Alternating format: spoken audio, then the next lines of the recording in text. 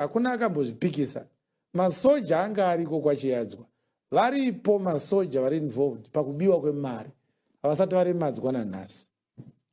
Vema $10 emustreet ava ndo vamuda kuremadza. Kuyo kwachiyadzwa muchavaremadza rini?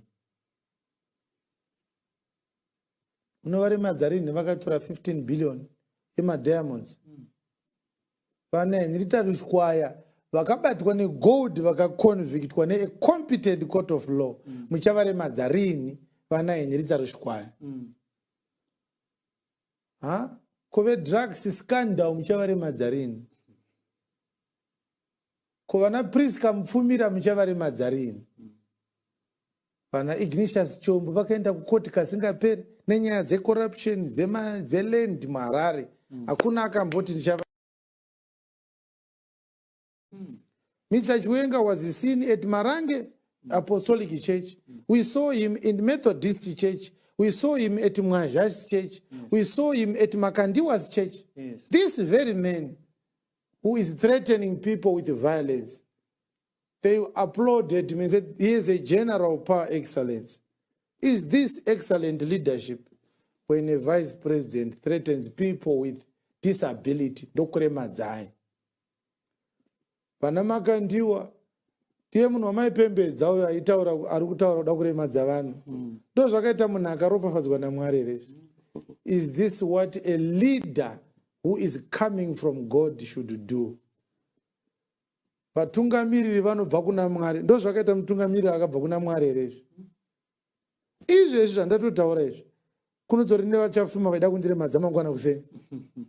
Vachida kuprova kuti havaremadze vanhu ka vanoyawo zoremadza ini. Akakutaura kuti tinoita violence ndiani, toda kukurova, tikuratidza kuti hatina violence, hatisi vanhu veviolence, we are peaceful people. So this is what I wanted to say, believers. Mr. Chwenga is not fit to be a president. He must go back to his family and start to learn to be a family man, loving his own tribesmen, take care of his own family, and learn to be a civil servant. He is no longer a military officer anymore. It is said that we have such a development and it should be condemned. And this video clip was played here for the sake of condemning it. We condemn it with all the contempt that it deserves. It's criminal. It's an act of violence. It's a violation also of the law. If we had human rights organizations in the country, they should have criticized the vice president for making these reckless statements. So this is what I wanted to say. If you are a military officer, when you are sent to harm the people by politicians like this, you should refuse. It's better for you to lose your job. God will find a way to sustain your family. But you can't say boss to a person like this, who speaks to the very people that he promised in an oath to protect. Now he's threatening to disable them. It's uncalled for. Mr. Chwenga, in his personal capacity, has no capacity to maim anyone. He's a sick man. Vachwenga zvavakaita paipe vari one havana kana munhu wano wavanoremadza. Vangangoremadzana vanhu vane ma50 60 ikoko. Vakomana paZimeximo vakaona naChwenga vari vega vanopukutwa zvavasati vamboona. He is a weak man, he is too old, he can't fight anyone. He is trusting to use the army. Young people in the army and young people in the security services. Those are the people he is going to use to maim the people. And we have to speak like this so that some of those young people in the army, after listening to me like this, will realize that we shouldn't listen to these old leaders whose idea of governance centers on violence. That's not leadership. That's not leadership. That's not leadership.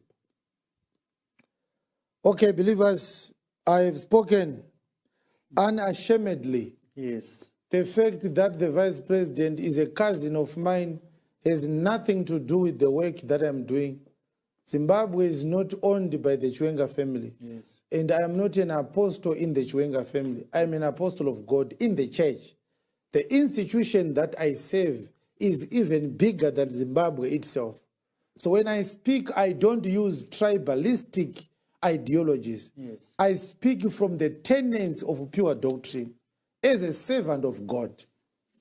You understand? Yes. Yes.